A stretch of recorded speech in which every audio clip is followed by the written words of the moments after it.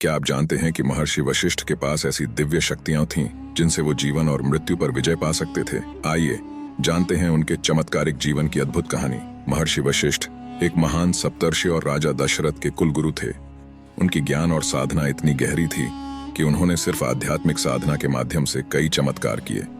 उनकी पत्नी अरुंधति और वो खुद साधना और तपस्या में लीन रहते थे। महर्षि वशिष्ठ के पास एक दिव्य गाय थी जिसे कामधेनु कहते हैं।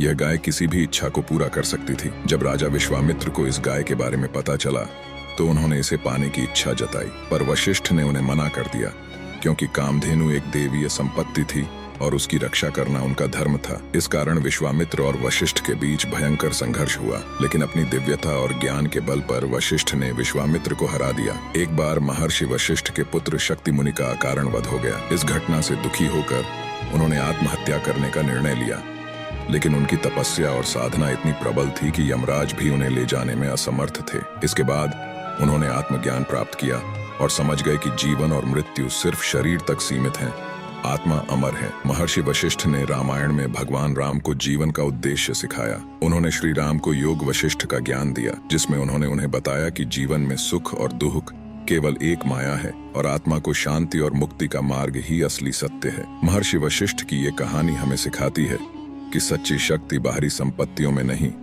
बल्कि आंतरिक ज्ञान में है। उनकी दिव्यता और अद्भुत चमत्कार हमें इस बात का आभास दिलाते हैं कि जब आत्मा और ब्रह्मांड का मेल होता है तो इंसान किसी भी सीमा को पार कर सकता है।